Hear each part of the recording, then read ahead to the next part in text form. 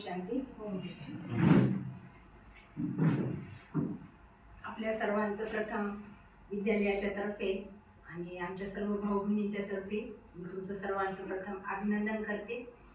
आणि तुम्ही जे सर्व शिक्षक वृंद आहात त्याच्यामुळे तुमच्या सर्वांचं आज मी मनापासून अभिवादन करते.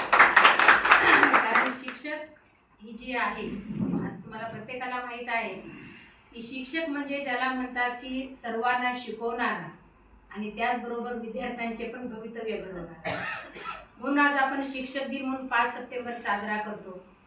आणि आज बरेच जे महात्मा फुले आहेत, सावित्रीबाई फुले आहेत की जे शिक्षणामध्ये कशा प्रकारे अग्रेसर झाले आणि ज्यांनी खूप काही म्हणजे कशा प्रकारे पुढे जाण्यासाठी समाजाला पण त्यांनी एक श्रेष्ठ म्हणजे एक स्थान दिलं त्यांनी आणि स्वतः पण एक उदाहरण घडले. मग त्याच प्रकारे आज हे जे आहे आपण एक 5 सप्टेंबर शिक्षक दिन आपण साजरा करतो की ज्याच्यामध्ये म्हणतात की जसं सरांनी सांगितलं की एक आई गुरु आहे, परंतु शिक्षक हा विद्यार्थ्यांचा म्हणा किंवा मुलांचा हा 2 नंबरचा गुरु आहे. तर ज्याच्यामध्ये आमच्या ह्या प्रजापिता ब्रह्माकुमारी ईश्वरीय विश्वविद्यालयामध्ये एज्युकेशन विंगद्वारे जी शिकवल्या जाते की एक स्वतः पण आपण घडून इतरांना कशा प्रकारे घडवावं हे सगळ्यात फार महत्त्वाचं आहे.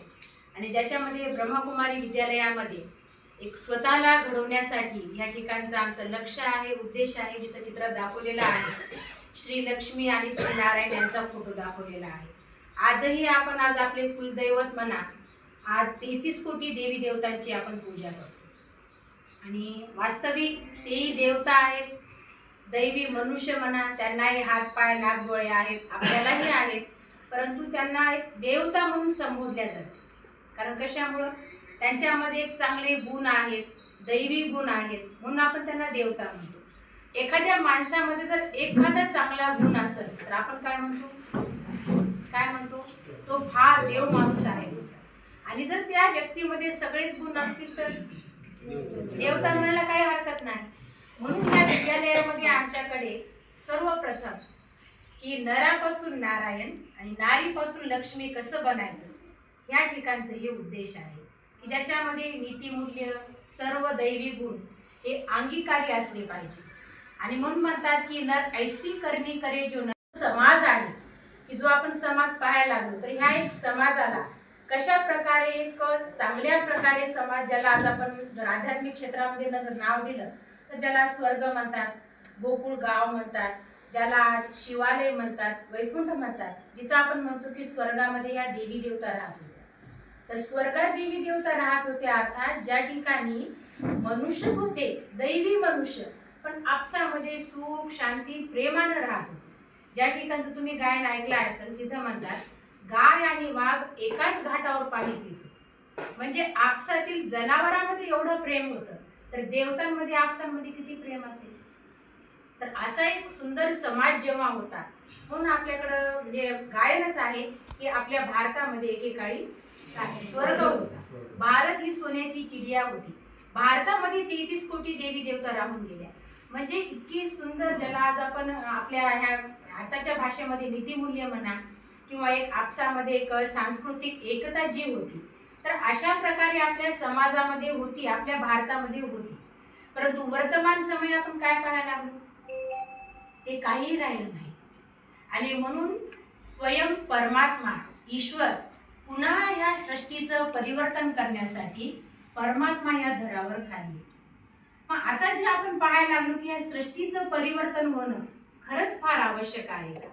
तर आजचं जे वर्तमान समय आज आपण शास्त्रामध्ये वगैरे ऐकत आलो स्वर्ग आहे नरक आहे.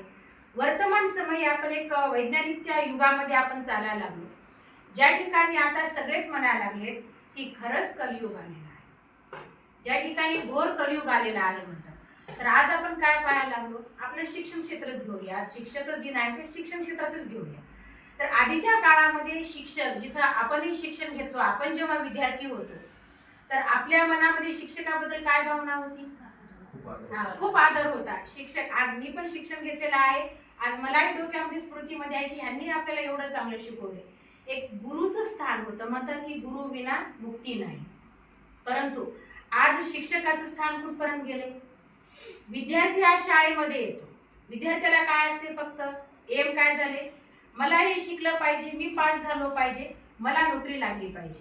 फक्त तो नोकरीसाठी शिक्षण घ्यायला लागला. दुसरं, वैज्ञानिक युग एवढं पुढे गेले की ज्याच्या धावतं युग ज्याला म्हणायला लागले. एकतर पहिली गोष्ट वेळच नाही. तुम्ही पण आज इथं आला असाल, वेळातला वेळ काढून तुम्ही आला असाल. पहिला आहे की वेळच मिळणं झालं. दुसरं, आज वैज्ञानिक युगामध्ये असल्यामुळं सगळ्यांना माहीत आहे फॅशन या गोष्टी खूप वाढलेल्या आहेत. आणि या फॅशनमध्ये सरांनी सांगितलं, घर आहे, बंगला आहे, गाडी आहे, माडी आहे. आधी फक्त अन्न वस्त्र निवारा एवढ्याच गरजा मर्यादित होत्या. लोक झोपडीमध्ये असते तरी खुश होते, भाजी भाकरी खात होते तरीही खुश होते. परंतु आज वैज्ञानिक युगामध्ये एवढ्या गरजा वाढल्यात, सगळं काही त्याच्या मनासारखं असूनही खुशी आहे का? खुशी नाही, समाधान नाही, आनंद नाही. आणि खूप कमवायला लागलो. आणि शेवटी आज उद्देश असा झालाय की जे आपण शिक्षकाची नोकरी करायला लागलो. आज करता करता करता करता एवढंच उद्देश झाले की मला फक्त पैसे कमवण्यासाठी मला ही नोकरी करायची आहे. पैसे असं जसं काम झालंच तसं काय म्हणतात त्याला, म्हणजे कॉम्पिटिशन एवढं वाढलंय. आता जसं तुम्हालाही माहिती आहे, आमचे सर आहेत की म्हणजे शिक्षकाची आज नोकरी लागण्यासाठी त्याला इतकी मेहनत घ्यावी लागते, इतकी मेहनत. कशाची मेहनत? हे नीतिमूल्याची मेहनत काहीच नसते डोक्यामध्ये. फक्त पुस्तक, अभ्यास, एवढे मार्क पडले पाहिजे, माझा नंबर लागला पाहिजे, मी इथपर्यंत पोहोचलो पाहिजे, मला नोकरी लागली पाहिजे. त्याचं जे एक युवा अवस्थाचं जे जीवन आहे नोकरी लागेपर्यंत कोणतं झालंय? फक्त मला एक नोकरी लागली पाहिजे. नोकरी लागल्यानंतर पैसा मला मिळाला पाहिजे. उद्देश काय झाले नोकरीचं? पैसा मिळाला पाहिजे. आणि मग एक तर नोकरीचं जीवन असते, कारण आणि दुसरं एक असते घरगृहस्थाचं जीवन, जसं म्हणतात ना मॅनेज. तर तुम्ही शाळेत जाता, आता शाळेत स्वतःलाही मॅनेज करावं लागते. तुमचे जे काय ते मुख्याध्यापक वगैरे सगळे आहेत त्यांनाही त्यांचंही ऐकणं आहे. दुसरं, विद्यार्थ्यांना मॅनेज करावं लागते. घरी आल्यानंतर पत्नी आहे, लेकरं आहे, आई वडील आहेत, नातेवाईक आहेत, या सगळ्यांना मॅनेज करावं लागतं. आणि ह्या सगळ्यांना मॅनेज करता करता माणूस एवढं धावत राहते आणि करता करता करता करता एक माणसाला एक मानसिक तणाव काय येतो. कारण आजच्या युगामध्ये तुम्ही जिथपर्यंत मॅनेज करता समाधान कोणीच राहत नाही.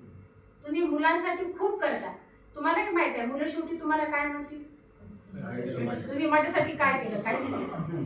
बरोबर आहे. आज विद्यार्थी आहे, तुम्ही किती शिकवा ते शेवटी कुठेतरी ते आजकाल जसं मोबाईलचं युग आले, ते काहीतरी करणार, हे करणार, ते करणार. काही कमी मार्क पडले की शेवटी आई वडील म्हणणार शिक्षकांना बरोबर शिकवलंच नाही वाटतं, माझ्या मुलाकडे ध्यान दिलंच नाही वाटतं, त्याच्यामुळे याला मार्क कमी पडले.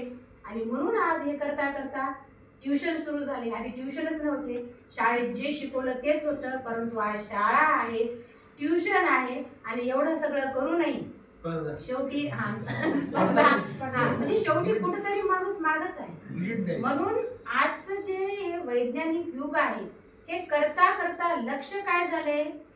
लक्ष झाले फक्त पैसा कमावणं. आज तुम्ही बघा युवा आता आमच्याकडे भरपूर येतात, तुम्ही कोणालाही विचारा, जसं सर म्हणले की ध्येय असलं पाहिजे, पण आजकाल जीवनाचं ध्येय काय झाले?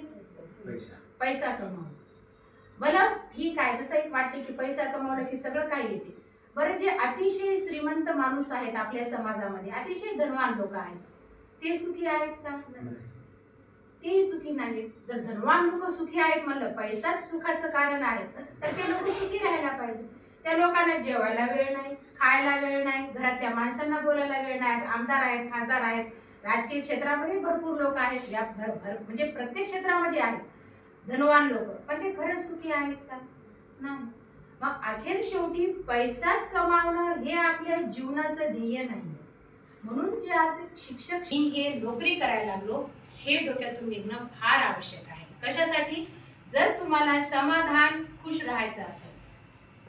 दुसरी गोष्ट की जसं म्हणतात की विद्यार्थ्याला आई वडील घडवतात आणि शिक्षक घडवतात. जसं म्हणतात की विद्यार्थी म्हणजे मातीचा गोळा असतो, नंतर मग तो शाळेमध्ये गेल्यावर सर जे सांगतील तो, कारण एक त्याची अशी अवस्था आहे ते 5व्या-6व्या वर्षी ते शाळेत टाकलं ते आईचं ऐकणार नाही, ते शिक्षकाचंच ऐकते. माझ्या मॅडमने हे सांगितलं, आमच्या सरांनी मला हेच सांगितलं, ते आईला म्हणलं तुला माहित नाही, आमच्या सरांनी जे सांगितलं ना तेच राईट आहे. तर मला तर असं वाटते जे 1ली ते 4थी 5वी 6वी पर्यंत जे शिक्षण आहे ते विद्यार्थ्यांना फार महत्वाचं आहे. आजकाल वाटते काय नाही काय प्राथमिकला आहे, पाहणारे जे समाज आहे प्राथमिक क्षेत्रात आहे ना, काय हरकत नाही, म्हणजे तेवढं उच्च स्थान नसते, परंतु प्राथमिक क्षेत्राचं हे फार मोठं उच्च स्थान आहे. कारण त्या काळात जो विद्यार्थी शिकतो तो त्याचं ते मरेपर्यंत त्याचं तेच राहते. आणि म्हणून शिक्षक जे आहे, शिक्षक म्हणून माझं एक म्हणणं आहे की नुसतं आपण पैसे कमवायचं, आपल्या जीवनाला रोज सकाळी उठल्यानंतर तुम्ही धन्यवाद द्या की मला परमात्म्यानं ही शिक्षकाची सर्व्हिस दिली आणि अनेकांचं भाग्य बनवण्यासाठी मला ह्या क्षेत्रामध्ये पाठवलं. हे पहिलं धन्यवाद. आपण काय केलंय, याची जी चाबी आहे, चाबी काय केली, दुसऱ्याकडे चाबी देऊन टाकली. त्यानं जर चांगला बोलला तर मी आनंदी आहे, त्यानं माझ्या मनासारखं वागला तर मी खूप खुश राहतो. आता तुमच्या मनासारखं कोण वागेल? तुमच्या घरातलेच वागत नाहीत, पत्नी पण वागत नाही, आणि मुलंही. आजकाल तर मुलं एवढे हुशार झालेत, तुम्ही शिक्षक आहात तरी तुमचे मुलं शिक्षकाला तिकडं मान देतात, पण घरचे लेकरं म्हणतात पप्पा तुम्हाला काहीच समजत नाही. बरोबर आहे? तर तिकडं खूप मोठे शिक्षक असतात. घरी लेकरं म्हणतात मम्मी पप्पाला तुम्हाला काही समजत, तुम्हाला काय कळत नाही. म्हणजे जे आहे की आपण सगळं काय करतो, पण आपला आनंद, आपल्या सगळ्या ज्या चाब्या आहेत ते चाब्या सगळे आपण दुसऱ्याकडे घेऊन ठेवलेल्या आहेत. म्हणून या विद्यालयामध्ये शिकवल्या जाते की हे जे सगळं आपण मॅनेज करतो, हे सगळं मॅनेज करण्यास स्वतःला आहे त्या परिस्थितीमध्ये खुश ठेवता आलं पाहिजे. जसं म्हणतो आपण सर्वमानिक, सगळ्यांना सांभाळणं, सगळ्यांना सांभाळताना आधी प्रथम स्वतःला सांभाळता आलं पाहिजे. बरोबर आहे? मग मी स्वतःला सांभाळू शकतो का? स्वतःला सांभाळू शकतो का? स्वतःला सांभाळणं म्हणजे एक तुम्ही स्वतःचं जे जीवन आहे, जसं जीवन आहे, जसं म्हणले सर की मोह ठेवू नका, लोभ ठेवू नका, तर हे असलं पाहिजे, ते असलं पाहिजे, ते असलं पाहिजे, ह्या सगळ्या म्हणतात ना, इच्छा मात्र मागितल्या, इच्छानं माणूस कधीही सुखी होत नाही. तर आपलं जे रिअली जीवन आहे, जर ह्या रिअली जीवनामध्ये आज आपण स्वतःच पाहूया की स्वतःच मी खुश आणि आनंद कसा राहू शकतो. कारण तुम्ही खुश तर तुमचं सगळं जग खुश, सगळं खुश. बरोबर आहे? आंबाला तो जग खुश. मी खुश तर सगळे खुश, आणि सगळे खुश आहे तर मीच नाराज आहे तर काय फायदा? आपण तुझं काय लागेल बाबा, माझं मलाच पडले. बरोबर आहे? म्हणून ईश्वरानं मला जे काही जीवन दिले ते सर्वोत्कृष्ट जीवन दिलेलं आहे. पहिलं स्थान. कारण आपण जे आहोत, जसे आहोत, आपण खूप छान आहोत. कशामुळे म्हणायला लागले? जसं आता या ठिकाणी आपण सर्वजण बसलेले आहोत, माझ्यासारखा, तुमच्यासारखा. आज एवढं मोठं जग आहे, तर जगामध्ये किती कोटी आहे संख्या माहित म्हणजे आहे, तर त्याला म्हणतात की आपण कोणी मेलं तर म्हणतो त्याच्या आत्म्याला शांती मिळो म्हणतात. आत्मा त्याचा कुठेही भटकू नये म्हणून आपण दिवा लावून ठेवतो. तर अर्थात या संपूर्ण शरीरामध्ये जी आत्मा आहे, जी आत्मा दोन्ही भुवयाच्या भ्रुकुटीमध्ये निवास करते. शरीर दिसते पंचमहाभूताचं, परंतु आत्मा मात्र म्हणतात अजर अमर अविनाशी आहे, जी एक आत्मा म्हणजे चैतन्य शक्तीचा पुंज आहे. म्हणून जोपर्यंत आत्मा शरीरात आहे तोपर्यंत शरीर चालते, बोलते, सर्व काही करते. आणि जेव्हा आत्मा ह्या शरीरातला निघून जाते तेव्हा काय करतात लोक? म्हणतात चला चला उचला उचला, ह्याला आता काय करा, ह्याचा आता अंतिम संस्कार. तर जोपर्यंत आत्मा आहे तोपर्यंत आपण चाललो. आत्मा ह्या शरीराचा आधार घेऊन दिवसभर कर्म करते. म्हणून म्हणतात की ही जी आत्मा आहे, आत्मा ह्या संपूर्ण शरीराला व्यवस्थितरित्या चालवण्याचं कार्य करते, एक चैतन्य शक्ती. म्हणून हे जे शरीर आहे, शरीरालाही सांभाळणे हे पण आवश्यक आहे, आणि दुसरं आहे आत्म्याचं म्हणजे मानसिक संतुलन ठेवणं हेही आवश्यक आहे. शरीरही निरोगी राहिली पाहिजे. स्टार मिसल आहे, जी आत्मा दोन्ही भुवयाच्या भ्रुकुटीमध्ये निवास करते. आत्म्याच्या शक्ती आहे मन, बुद्धी आणि संस्कार. मन हे विचार करण्याचं कार्य करते, बुद्धी निर्णय देते, आणि संस्कार म्हणजे तुम्ही जसे कर्म करता तसे आपल्या आत्म्यावर संस्कार पडतात. चांगले कर्म करा, चांगले संस्कार, वाईट कर्म करा, वाईट संस्कार, आणि मेघ भरपूर असला पाहिजे. मग काय काय द्यावं? ज्ञान ही व्याख्या छोटी नाही आहे. ज्ञान त्याच्यामध्ये नुसतं असं नाही की पुस्तकी ज्ञान नाही आहे, ज्ञान त्याच्यामध्ये खूप काही आहे. तसं मी म्हणते जसं आज ब्युटी पार्लर आहे, ती एक कला आहे, त्याचं ज्ञान आहे. काय केलं पाहिजे? संस्कार घेता आले पाहिजे. आणखीन काय काय देता आलं पाहिजे? चांगलं व्यक्तिमत्व त्याला चांगलं व्यक्तिमत्व. आणखीन अनेकांना नीतिमूल्य, संस्कार, खुशी, आनंद, प्रेम, सकारात्मक विचार असे अनेक काही जे आहेत, सहनशीलता, मधुरता, हे सगळं देता आलं पाहिजे. म्हणून आपण शिक्षक म्हणजे नुसतं फक्त पुस्तक वाचून मला ज्ञान द्यायचं इतक्यापर्यंत सीमित राहू नका. आणि म्हणून जसं आज आपण शिक्षक दिनाला सावित्रीबाई फुले आहेत, महात्मा फुले आहेत, त्या सगळ्यांचं का आपण समोर ठेवतो? त्यांनी फक्त विचार केला का म्हणजे एकट्याच्यानेच काही होते का म्हणून केले का? नाही. त्यांनी एकटे पुढे आले तर एवढं घडलं. त्याच प्रकारे मी स्वतः खूप काही करू शकतो की आज तुमचे विद्यार्थी एवढा म्हणजे आत्मा आहे. मी म्हणजे हे एवढं मोठं जे आपलं पद आहे, हे थोडक्यात पद दिले कशासाठी? एक जगाचं, विश्वाचं कल्याण करण्यासाठी. म्हणून एक स्वतः जीवनामध्ये जर सुख शांतीनं राहायचं असेल तर इतरांना द्यायचं शिकायचं. लक्षात आलं? आणि दुसरं दिल्यानंतर घ्यायची अपेक्षा ठेवू नका. नेकी कर दर्या मेला. तुम्ही देत राहा. तुम्हाला न मागता आपणच भरपूर करून रिटर्न वापस फक्त देत राहा. म्हणून सकाळी उठल्यानंतर एकतर पहिला संकल्प असावा, हे ईश्वरा तुमचे खूप धन्यवाद की जे तुम्ही मला या क्षेत्रामध्ये पाठवले. दुसरी गोष्ट मी नेहमी सांगते की जसं घर आहे तुमच्या घरामध्ये, जसं मी म्हणले की तुम्ही करताना हे ईश्वराचं कार्य आहे, ईश्वराच्या मुलांसाठी मी करायला लागलो.